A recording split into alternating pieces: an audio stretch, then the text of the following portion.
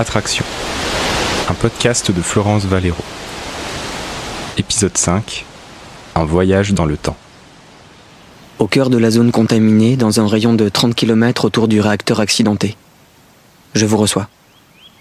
Oui, je vous reçois. Je me persuade que c'est un jeu de pistes, que les règles vont changer et que la partie aura une fin. Entre la ville et ce terrain vague, ce terrain de plus rien, je change constamment de vêtements. J'entre en scène ici en tenue de camouflage. Je marche des kilomètres. Je m'arrête. Je me retourne. J'ai senti la présence d'un chien. Je remarche, je jette des coups d'œil. Le chien m'a semé. Il est entré dans la forêt. Tant mieux quelque part. On m'a confié un fusil. Avec ça, on me dit... Tue tous les animaux que tu croises. Ils ne doivent pas s'échapper de ce bois. Chasse tous les humains que tu trouves. Ils ne doivent pas rester dans ce bois. Leurs maisons seront bientôt enterrées. Alors j'étudie les compromis. Parce qu'Elena a raison, je suis faible. Mais je crois qu'à ce jeu-là, certains apprécient ma faiblesse. Aujourd'hui, j'ai croisé une paysanne sur sa moissonneuse. L'engin avançait tranquillement. Le rouleau de griffe en avalant le blé faisait presque le même bruit que mon grillon, le dosimètre. La paysanne ne se cachait pas, imperturbable. Elle travaillait, trônant sur sa machine. J'ai fait semblant de ne rien entendre, de ne pas la voir. Je me suis arrêté près du champ et me suis accroupi. J'ai observé le rouleau qui écrasait l'herbe. Je me serais presque assoupi à la monotonie de sa vitesse. J'étais bien, là, à regarder. Insondable machine. Curieux mécanisme. La paysanne aux yeux plissés par le ciel clair passe à côté de moi. Je remarque son visage téméraire, puis elle tourne d'une main ferme le volant de sa moissonneuse. Elle est repartie pour un sillon. Je ne vais pas l'empêcher, la menacer avec mon fusil. Hé, arrête ton moteur, sors de là. Tu vois pas que tu cultives une terre qui ne te donne que du poison ? Ta moissonneuse, faudrait la démolir. Tiens, je vais m'en charger. Tu vois ? La démonter. Et puis on lui dira au revoir tous les deux. Et on partira. Je vais t'accompagner jusqu'au poste frontière. De là, on t'expliquera, on te fera prendre un train, tu découvriras un nouvel endroit. Je ne te promets pas de champ, peut-être un petit jardin. Mais sûr, tu auras un toit. C'est déjà pas mal. Tu t'habitueras. Pitié, ne me reproche rien. Ne me dis pas que je t'ai chassé, je t'ai sauvé la vie. Tu peux le comprendre, ça. Tu ne les vois pas, les cristaux qui se déposent sur la terre, l'herbe, les fleurs, les murs, les fenêtres de ta maison ? Des flocons qui n'ont pas la propriété de la neige, je te le dis. Ceux-là sont noirs. On les trouve dans un périmètre, disons, de 30 km, peut-être davantage, jamais moins. Ce sont nos appareils qui calculent. Tu le sais, je ne t'apprends rien au fond, tu connais la machine qui te murmure à l'oreille. Vas-y, cours, les chiffres battent des records, les hommes invisibles veulent ta peau, petite. Mais tout ça, à la paysanne, je ne lui dis pas. Je la laisse travailler, vivre. Je ne sais pas. Depuis qu'on m'a placé ici, je n'ai commis qu'un seul meurtre. En guise de pardon, je me répète, Piotr, c'est pour le bien des gens. Les particules ne se propagent pas tant que les animaux sont éliminés. Parce que le poil des animaux agit comme les pollens. Il transporte les particules à la vitesse du vent. Voilà. Si je devais avouer, je me suis attaqué à un chat. Derrière la fenêtre d'une maison abandonnée, je l'ai d'abord pris pour un élément de décor, en terre cuite. Dans ce lieu délaissé, je suis habitué aux choses éteintes plus que vivantes. À travers le carreau, je l'ai vu bouger. Son poil marron s'est soulevé avec son ventre, maigre, et sa tête m'a regardé, entièrement moi dans les yeux de l'animal. Alors j'ai tiré. La vitre s'est brisée. Et je suppose que je l'ai eu. Je n'ai pas eu le courage d'aller voir à l'intérieur.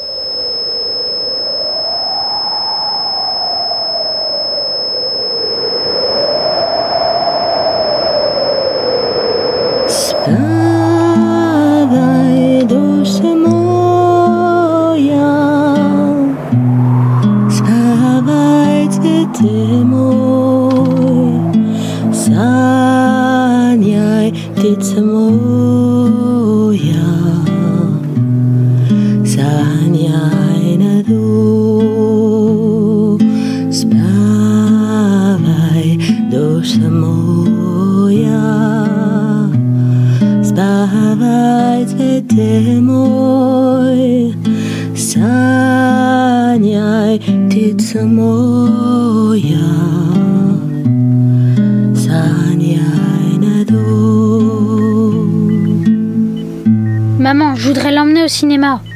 Michael, je veux rien entendre de ta part. Mais maman! T'as rendu le baladeur ? Oui. Sûr ? Oui, mais c'était pour Anna.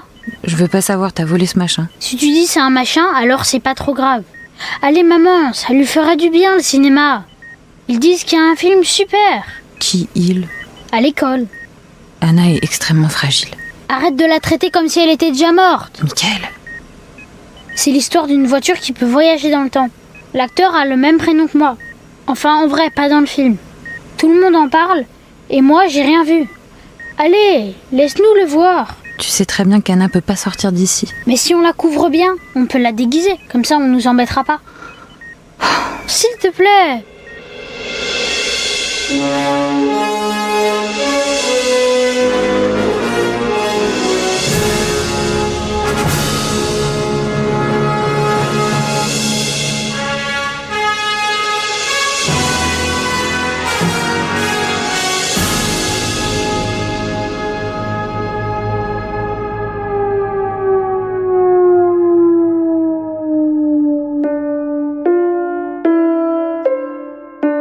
La petite Anna est élégamment habillée, maquillée. Sur sa maigreur, elle porte un petit pull blanc de dentelle retenu par les bretelles d'une jolie robe à carreaux.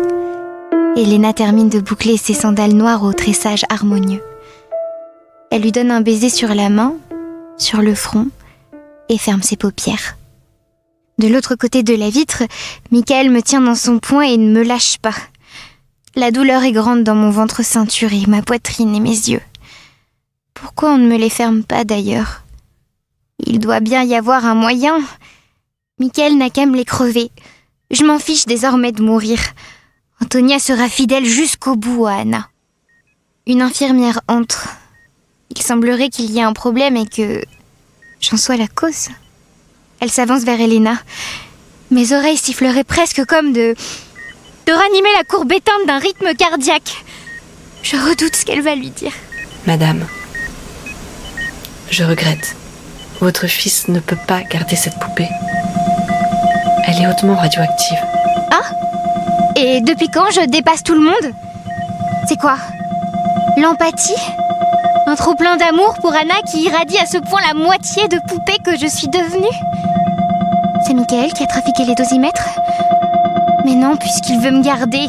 Michael est mon allié. N'approchez pas ou des éclairs de césium me sortiront des yeux.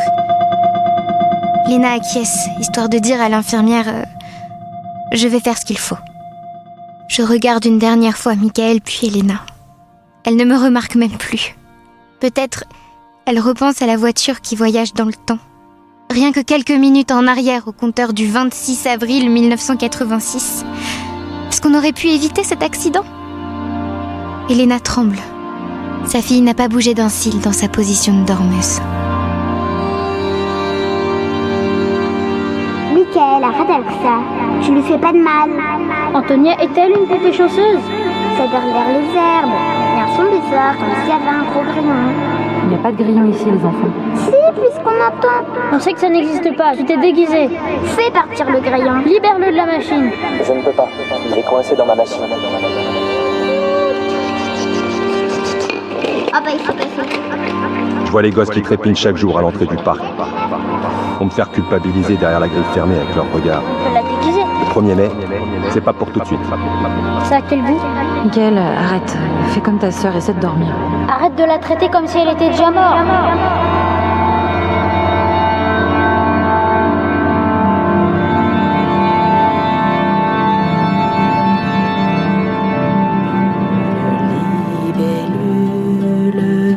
S'est posé sur la lune, dans les bois au profond des nids, les oiseaux se sont endormis.